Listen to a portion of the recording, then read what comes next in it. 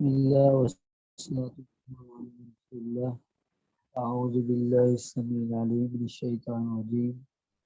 الرجال قوامون على النساء بما فضل الله بعضهم على بعض وبما أنفقوا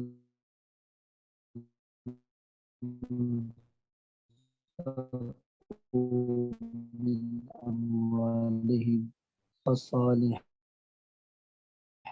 حافظات بالغيب بما راجع واضربوهن فإن أطعنكم. الرجال مرد قوامون نگہبان ہیں علی النساء عورتوں پر. الرجال مرد قوامون ذمہ دار ہیں علی النساء عورتوں پر بما فضل اللہ بعضهم علی بعض اس لیے کہ جو اللہ نے بعض کو بعض پر فضیلت بخشی ہے. تو مردوں کو عورتوں پر اللہ نے فوقیت عطا فرمائی ہے. تو یہاں پیچھے جو عورتوں نے اعتراض کیا تھا اس کے جواب میں یہ آیت مبارکہ نازل ہوئی ہے. عورتیں اعتراض کر رہی تھی کہ ہمیں بھی برابر کے حقوق ہونے چاہیے، مردوں کے لیے بڑے بڑے کام ہیں، ہمارے لیے اتنے بڑے اجر و ثواب والے اعمال نہیں ہیں. تو یہاں اس کے جواب میں ہے. اور بعض اہل علم نے یہ ذکر کیا ہے کہ یہ آیت سعد بن ربیع رضی اللہ عنہ کے بارے میں اور ان کی بیوی حبیبہ بنت زید بن ابی زہیر رضی اللہ عنہ ان کے بارے میں یہ آیت نازل ہوئی. ہوا یہ کہ سعد بن ربیع رضی اللہ عنہ کی بیوی نے اپنے خاوند کے سامنے اونچی آواز سے بولی اور اپنے خاوند پر جو ہے چڑھائی کرنے کی کوشش کی. تو سعد بن ربیع رضی اللہ عنہ نے انہیں تماچا مارا. وہ اپنے باپ کے گھر گئے، اپنے باپ سے جا کر بات کی. اس کا باپ اپنی اس بیٹی حبیبہ بنت زید کو لے کر نبی علیہ السلام کی خدمت میں حاضر ہوا اور کہا کہ اللہ کے رسول میں نے اپنی سب سے عزت والی چیز اسے دی اور اس نے تھپڑ مارا ہے. تو نبی علیہ السلام نے فرمایا کہ من زوجیہا کہ یہ جائے اور اپنے خامد سے قصاص لے لے، یہ بھی اسے جا کر تھپڑ مار لے. فن صرف مع ابیہا تو اپنے باپ کے ساتھ کہیں تاکہ اس سے بدلہ لیں اپنے خامد سے. اتنے میں جبریل امین آ گئے اور نبی علیہ السلام کو آ کر آگاہ کیا. آپ نے فرمایا کہ اسے واپس لاؤ، میرے پاس ابھی بھی جبریل امین آئے ہیں. اور پھر انہوں نے یہ آیت مبارکہ پڑھ کر سنائی. نبی علیہ السلام کہ اردنا امرا و اراد اللہ امرا، ہم نے ایک کام کا ارادہ کیا لیکن اللہ نے اس کے برعکس کسی اور کام کا ارادہ کیا ہے. والذی اراد اللہ خیر، اور جو اللہ نے ارادہ کیا وہ خیر پر مبنی ارادہ ہوگا. تو آپ نے قصاص اٹھا دیا کہ بھئی عورت کے ذمہ عورت اپنے خامد سے قصاص نہیں لے سکتی. تو اس وقت یہ آیت مبارکہ نازل ہوئی. البتہ اس شان نزول کے بارے میں بعض اہل نے کلام کی ہے کہ یہ صحیح ثابت نہیں ہے. البتہ جو بات سمجھ آ رہی ہے وہ پچھلے ہی اعتراض کے جواب میں یہاں اللہ نے فرمایا کہ مردوں کو ذمہ دار بنایا ہے عورتوں پر بما فضل اللہ بعضهم علی بعض. یہ بات سببیہ ہے اس وجہ سے جو اللہ نے بعض کو بعض پر فضیلت بخشی ہے. یہاں مردوں کے عورتوں پر فوقیت پانے کی ایک وجہ تو یہ ہے کہ اللہ کا فضل ہے، اللہ جسے چاہے فضیلت بخشے. دوسرا بما انفقوا من اموالہم، اور اس وجہ سے فضل بخشی ہے کہ انفقوا وہ خاوند خرچ کرتے ہیں، مرد خرچ کرتے ہیں من اموالہم اپنی عورتوں سے، اپنی مالوں سے. کہ مرد کے ذمہ ہوتا ہے عورت کا نان نفقہ، کھانا پینا، اور پہننا لباس وغیرہ، اور بچوں کا کھانا پینا لباس جو ہے وہ بھی باپ کے ذمے ہوتا ہے، ماں کے ذمے نہیں۔ تو جب جو بندہ سارے اخراجات اس کے ذمے ہیں تو پھر سب سے زیادہ حق بھی اس کا ہے، اطاعت بھی اسی کے لیے ہوگی۔ تو اس لیے فرمایا گیا کہ وما انفقوا من اموالہم، اس وجہ سے کہ وہ اپنے مالوں سے خرچ بھی کرتے ہیں، لہذا عورت پر مرد کو فوقیت اللہ نے عطا فرمائی ہے۔ اگر کوئی عورت کوئی کاروبار کرتی ہے یا کوئی کمائی کرتی ہے تو وہ اگر اپنے خامد یا بچوں پر خرچ کرے تو اس کی مہربانی ہوگی، اگر نہ خرچ کرے اور اپنی پراپرٹی بناتی رہے تو اس کو کوئی قدغن نہیں ہے، اس کو کچھ نہیں کہا جا سکتا۔ تو یہاں دو سبب بیان کیے گئے ہیں مردوں کے فوقیت پانے کے۔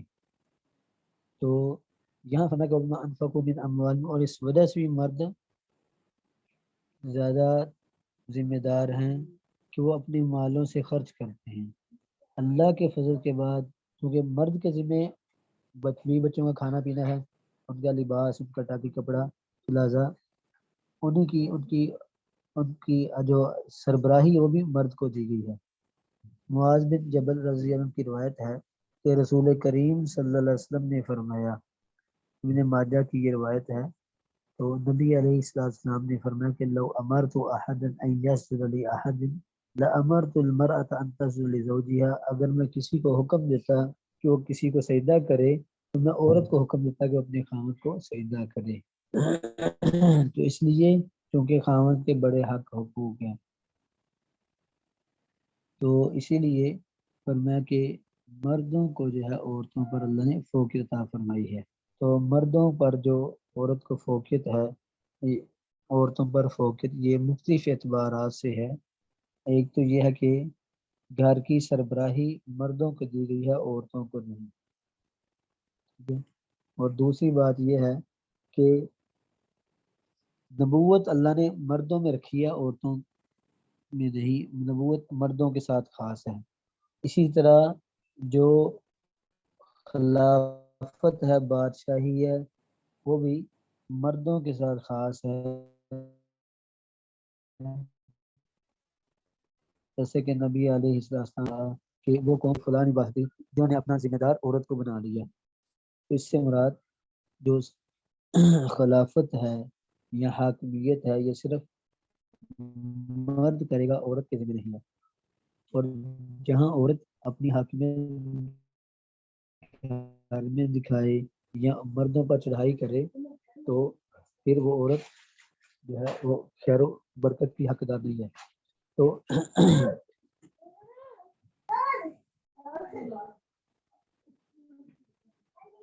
نبی علیہ السلام نے اس لیے اسلام نے ذمہ دار بنایا ہے مرد کو۔ نبی علیہ السلام کے پاس جو ہے آگے فرمایا فالصالحات قانتات حافظات للغیب ما حفظ اللہ، فالصالحات پس نیک عورتیں، قانتات جو فرما بردار ہوں اللہ کی بھی خامدوں کی بھی، حافظات اور حفاظت کرنے والیاں ہوں للغیب غیب میں، بما اس چیز کی حافظ اللہ جس کی اللہ نے حفاظت کی ہے، یعنی اپنے خامد کی عزت و آبرو کی، اپنے خامد کے مال کی حفاظت جو ہے ان کے ذمے ہے۔ تو یہاں فرمایا گیا ہے کہ مرد حاکم ہے، عورت اس کے ماتحت ہے، لیکن گھریلو معاملات میں جو عورت مرد کی اطاعت کرتی ہے اور اس کی حق حقوق کی حفاظت کرتی ہے تو وہ اللہ کے ہاں ساز ایک عورتیں قانتات فرما بردار حافظات للغیبی، غیر چیز کی جس کی اللہ نے حفاظت لی ہے۔ تو نبی علیہ نے فرمایا کہ خامد کی حفاظت غیب میں یہ ہے کہ اس کی غیبت نہ کرے اور اس طرح اس کے مال میں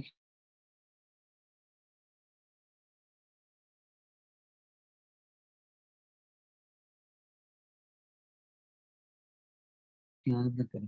جیسا کہ ہے سیدنا ابو ہریرہ رضی اللہ عنہ فرماتے ہیں خیر النساء نظرت الیہ سرت کا، جب تم اسے دیکھو تمہیں خوش کر دے،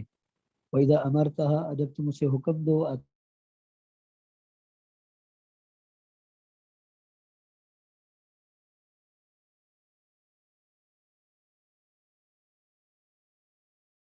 اطاعت کا، تیری اطاعت و فرما برداری کریں،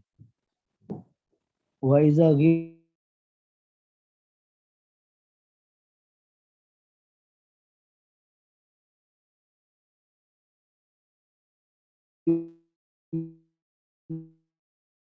عَنْهَا، جب تم اس سے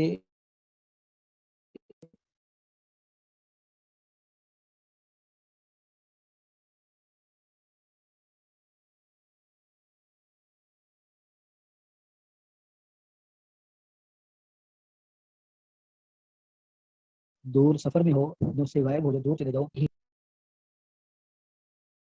اپنی ذات میں بھی تیری عزت کی حفاظت کرے اور تیرے مال کی بھی حفاظت کرے۔ تو یہ نبی علیہ السلام نے سب سے بہترین بیان دیا کہ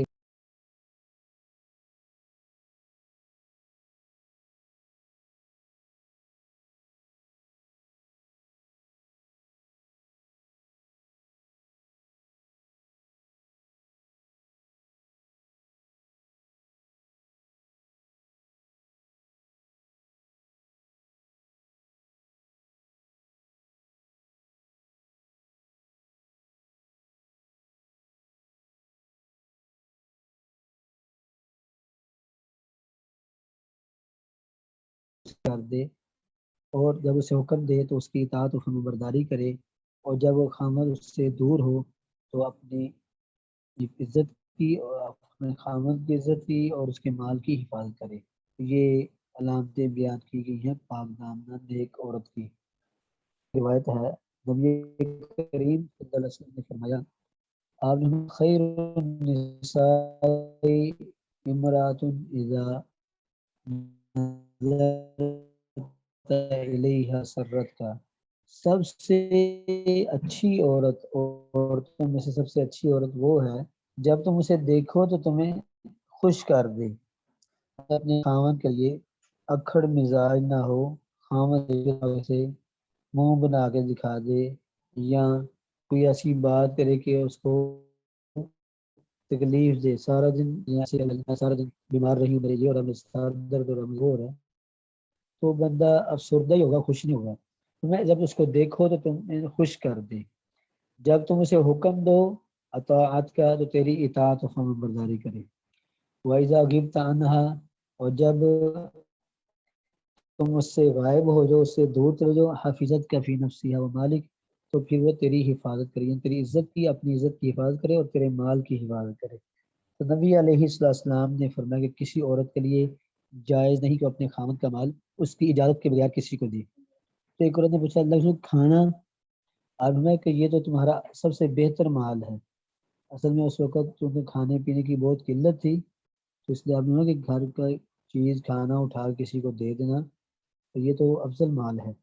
تو بہرحال اب چونکہ حالات کی فراوانی ہے،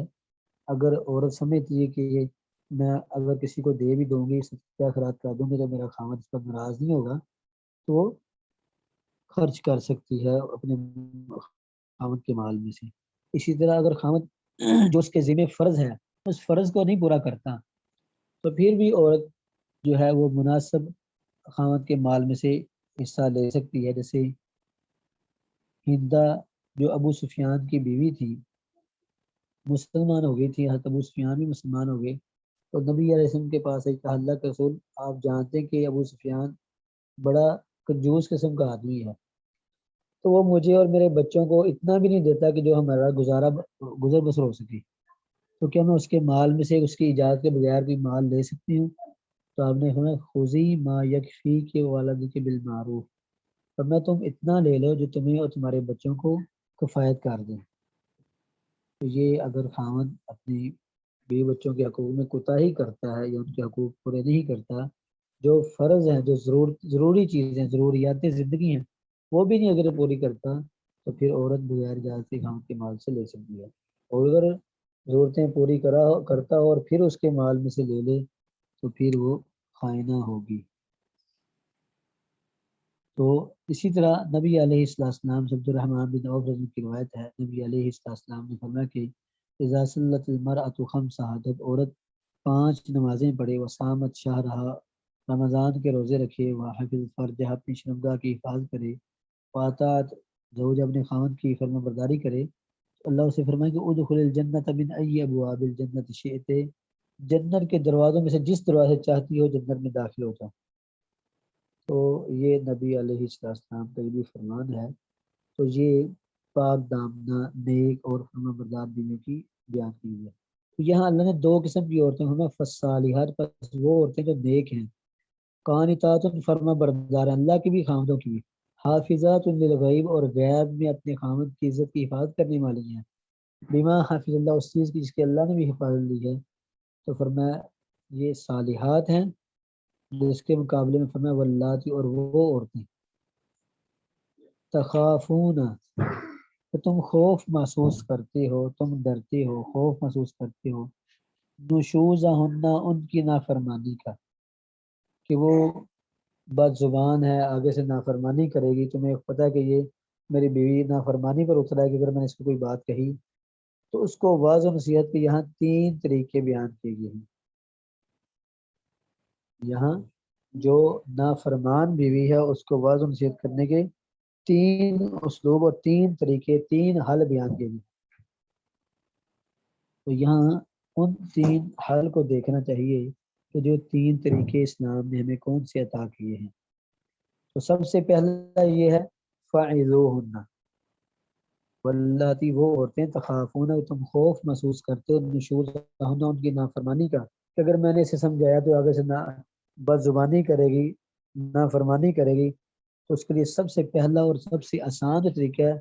فَعِظُوهُنَّ، ان کو واضح و نصیحت کرو، ان کو سمجھاؤ، اس کو اس کی ذمہ داریاں بتاؤ، شرعی طور پر اس کے جو ذمہ داریاں ہیں اور اللہ اور اس کے رسول کے جو فرامین ہیں وہ اسے سناؤ، تاکہ اسے واضح و نصیحت کرو۔ اگر واضح و نصیحت سے بھی کام نہیں چلتا تو دوسرا طریقہ وَهْجُرُوهُنَّ فِي الْمَضَاجِعِ، تو پھر ان کو چھوڑ دو بستروں میں، یعنی اپنا بستر، اپنا سونا اس سے علیحدہ کر لو، یعنی جسے کہتے ہیں چپ کی سزا دینا، یعنی اپنی بیوی سے قطع تعلقی قائم کر لینا، قطع تعلقی گھر کی حد تک، کہ اپنی بیوی کے ساتھ ایک کمرے میں نہ سونا، دوسرے کمرے میں سو جانا، اس سے ذرا بات نہ کرنا، تو اپنے بستر کو علیحدہ کرنا، وَهْجُرُوهُنَّ، چھوڑ دو تم ان کو فی المضاجع، بستر میں۔ تو یہ دوسرا طریقہ ہے اس کو عورت کو سرزنش کرنے کا۔ اگر دوسرے طریقے سے بھی عورت نہیں سمجھتی، پھر بھی نافرمانی کرتی ہے، تو تیسرا حل اللہ تعالیٰ وَضْرِبُوهُنَّ، اور پھر ان کو مارو، تو پھر ان کی ٹھکائی بھی کی جا سکتی ہے مناسب طریقے سے، تاکہ وہ عورت فرما برداری کر سکے۔ اور اگر آپ کو پتہ بھی اسے ایک لگائی تو وہ کہے گی میں نے خودکشی کر لینی، میں نے یہ کر لینا، میں نے وہ کرنا، میں تمہیں مزہ چکھاؤں، تمہیں عدالتوں کا چکر لگواؤں گی، یہ کروں گی، تو پھر ایسی صورت میں اسے طلاق بھی دی جا سکتی ہے۔ اگر بندہ ایسی حالت میں طلاق دے گا تو وہ اللہ کے ہاں گنہگار نہیں ہوگا، بلکہ اسلام نے تو یہاں تک مرد کو حقوق دیے کہ اگر کوئی بندہ کسی عورت کو سمجھتا کہ یہ بوڑھی ہو چکی ہے اور میرے حق حقوق نہیں ادا کر سکتی صحیح طریقے سے، تو اس کو صرف اس وجہ سے طلاق دے دے تو پھر بھی بندہ گنہگار نہیں ہے۔ جیسے نبی علیہ السلام نے حضرت سودا بنت زمعہ رضی اللہ عنہا کو طلاق دینے کا ارادہ کر لیا، تو انہوں نے کہا اللہ کے رسول آپ مجھے طلاق نہ دیں، میری خواہش ہے کہ قیامت کے دن میں آپ کی بیوی بنا کر اٹھائی جاؤں۔ انہوں نے اپنی باری حضرت عائشہ رضی اللہ عنہا کو دے دی۔ اس لیے احکامات انشاءاللہ اسی پارے کے آخر میں آئیں گے۔ تو یہاں یہ ہے کہ بیان کیا گیا کہ وہ عورتیں جن کا تم خوف محسوس کرتے ہو نشوزہن، ان کی نافرمانی کا، تو سب سے پہلا طریقہ فَعِظُوهُنَّ، ان کو واضح و نصیحت کرو، سمجھاؤ، ان کو اللہ اور اس کے رسول کی باتیں سناؤ، کوئی درس لگا کے سنا دو تاکہ اسے نصیحت ہو۔ اگر نہیں نصیحت پکڑ تو وَهْجُرُوهُنَّ فِي الْمَضَاجِعِ، ان کو بستروں میں علیحدہ کر دو، چپ سادھ لو۔ اور تیسرا کیا وَضْرِبُوهُنَّ، اگر پھر بھی وہ اس کو اتنی بھی عقل شعور نہیں ہے کہ وہ اس سرزنش کو اپنے لیے سرزنش سمجھے، تو پھر اس کے لیے جو ہے وَضْرِبُوهُنَّ، یہ آخری طریقہ ہے، اس کو مار پیٹ کر کے سمجھایا جائے۔ تو مار پیٹ جو ہے مناسب انداز ہونی چاہیے۔ نبی علیہ السلام نے فرمایا کہ وہ بندہ کتنا باعث تعجب، آجی تعجب اور ثانی پر، کہ جو اپنی عورت کو ایسے مارتا ہے جیسے کسی چپائے کو مارا جائے، ایسے مارتا ہے جیسے کسی جانور کو مارا پیٹتا ہے، اور پھر سکون بھی اسی سے حاصل کرتا ہے۔ تو یہ کتنا تعجب ہے ایسے آدمی پر کہ اسے مارتا پیٹتا بھی ہے اور پھر سکون بھی اسی سے حاصل کرتا ہے۔ تو بہرحال اسلام نے زیادہ مارنے سے منع کیا، تھوڑی بہت ٹھکائی کی جا سکتی ہے۔ جیسے کہ نبی علیہ السلام مہاجرین جو تھے، مکہ کا جو کلچر تھا اس میں مرد جو تھے وہ بڑے سخت مزاج ہوتے تھے عورتوں کے معاملات میں، اور اہل مدینہ چونکہ بڑے نرم مزاج تھے، کھیتی باڑی کرنے والے تھے، تو بیوی کے معاملات میں بڑے نرم تھے۔ تو جب مہاجرات مدینے میں آئیں، انصاریات صحابیات سے ان سے رہن سہن، ان کا کلچر ان کے اندر آیا، تو کچھ عورتیں جو ہیں وہ اپنے خاندوں کے سامنے آگے سے بولنا شروع کر دیے، اور صحابہ نے شکایت کی ظاہرنا النساء یا رسول اللہ تو عورتیں تو ہمارے سامنے شیر بن گئی ہیں۔ ظاہرنا کا مطلب ہے شیر کی طرح دھاڑنا، تو کہا کہ اللہ کے رسول عورتیں تو ہمارے سامنے شیر بن گئی ہیں، تو آپ نے انہیں منع کیا کہ اس کو مارو پیٹو نہ۔ نبی علیہ السلام کہ اگر نافرمانی کرتی تو اس کو مارا پیٹا بھی جا سکتا ہے۔ نبی علیہ السلام نے اجازت دے دی۔ آپ مسجد میں تھے، صحابہ گھروں میں گئے، جو اور تھوڑی سی اوکھی سوکھی ہوتی اسے سوکھا کر دیتے، ٹھیک کر دیتے۔ انہوں نے صحابیات کی ٹھکائی کی۔ نبی علیہ السلام نماز پڑھ کے بھی گھر نہیں پہنچے، گھر پہنچے تو دیکھا آپ کی ازواج مطہرہ کے گھروں میں عورتیں کثیر تعداد میں آ کر بیٹھی ہیں، کسی نے بازو پکڑا ہوا ہے، کسی نے سر پہ پٹی باندھ رکھی ہے، کسی نے ٹانگ پکڑی ہوئی ہے، کسی نے کمر کو پکڑا ہوا ہے، اور کہا اللہ کے رسول آپ نے مردوں کو اجازت دی ہے، اور انہوں نے ہمیں جو ہے نا ہمارے سارے نٹ کس دیے ہیں۔ تو نبی علیہ السلام نے صحابہ کو حکم دیا کہ میں نے مارنے کی اجازت دی تھی، لیکن یہ نہیں کہ اتنا مارو کہ جو جیسے کسی جانور یا چپائے کو مارا جاتا ہے، تو بہرحال کسی حد تک ہاتھ اٹھایا جا سکتا ہے، لیکن پھر بھی بہترین میاں بیوی وہ ہیں جو ایک دوسرے کی طبیعتوں کو سمجھیں اور اپنے اسی لحاظ سے اپنی طبیعت کو بنا لیں۔ دیکھا کہ بھئی خاوند اس وقت موڈ میں ہے تو مناسب رویہ اختیار کر لیں، پتہ کہ خوش مزاجی میں ہے تو پھر آپ چڑھائی کر دیں، تو دونوں صورتیں اپنائی جا سکتی ہیں، لیکن بہترین میاں بیوی وہ ہوتے ہیں جو ایک دوسرے کی طبیعت کو مزاج کو سمجھ لیں، کبھی مان لی کبھی منوا لی۔ تو اس طرح سے ہمیشہ کہنا کہ میری ہی مانی جائے تو یہ بھی کام خراب ہوتا ہے، اور ہمیشہ خاوند کی ہی مانی جائے تو خاوند بھی تھوڑے سے آؤٹ آف کنٹرول ہونا شروع ہوتے ہیں۔ تو بہرحال میانہ روی سب سے بہتر ہے۔ تو اس کے بعد اللہ تعالیٰ نے فرمایا کہ تین طریقے بیان فرمایا کہ اس کے بعد فرمایا فَإِنْ أَطَعْنَكُمْ، اگر تو یہ تین طریقوں میں سے کوئی طریقہ اپنانے کے ساتھ تمہاری بیویاں ٹھیک ہو جائیں، تمہاری اطاعت کر لیں، فَإِنْ أَطَعْنَكُمْ، اگر وہ تمہاری اطاعت کر لیں، فَلَا تَبْغُوا عَلَيْهِنَّ سَبِيلًا، بس نہ تم تلاش کرو علیہن ان عورتوں کے خلاف سبیلا کوئی دوسرا راستہ، دوسرے راستے سے مراد طلاق، یعنی اگر وہ تمہاری بات مان لیتے ہیں، سمجھانے کے ساتھ سمجھ جاتی ہے، یا وہ خاموشی اختیار کرنے سے سمجھ جاتی ہے، یا تھوڑا سا ہاتھ لگانے سے، کوئی تھوڑا سا مٹی وغیرہ جھاڑنے سے وہ ٹھیک ہو جاتی ہے، تو پھر اس کے خلاف کوئی آخری صورتحال سوچنے کی ضرورت نہیں ہے، پھر یہ مناسب نہیں ہے کہ اس کے بارے میں کوئی آخری فیصلہ کیا جائے۔ اور فرمایا فَإِنْ أَطَعْنَكُمْ، اگر وہ تمہاری اطاعت کرتی ہیں، فَلَا تَبْغُوا، پس نہ تم تلاش کرو، ڈھونڈو علیہن ان کے خلاف سبیلا کوئی دوسرا راستہ، یعنی طلاق دینے کی صورت، تو یہ راستہ تلاش نہ کرو۔ اگر تمہاری فرما برداری کر رہی ہیں، تمہاری اطاعت کر رہی ہیں، تو پھر تم ان کے خلاف کوئی راستہ تلاش نہ کرو، کیونکہ پھر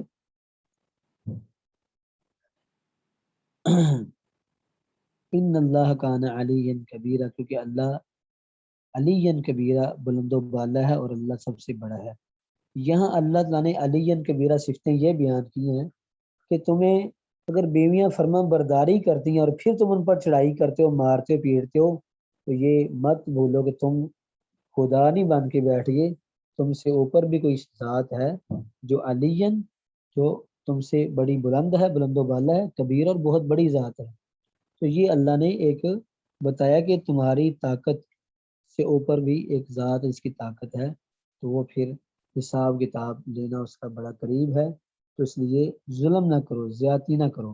تو اس لیے فرمایا کہ عورتوں کو مجبور نہ کرو، اور دوسرا یہ ہے کہ ان پر بلا وجہ سختی کرنا، چڑھائی کرنا، یا اپنے خامد ہونے کا ثبوت پیش کرنا، تو بس جو میں کہوں وہی حرف آخر ہے۔ تو فرمایا کہ ان اللہ کان علی کبیرہ، تو بات یاد رکھو کہ اللہ بڑا بلند و بالا ہے اور بڑا بہت بڑا ہے، تمہاری اتھارٹی سے، تمہارے عہدے سے، تمہارے منصب سے کہیں بڑا ہے۔ تو میرا خیال کافی ہے، باقی انشاءاللہ آئندہ جو ہے میرا خیال اتوار کو عید ہے، تو اس کے بعد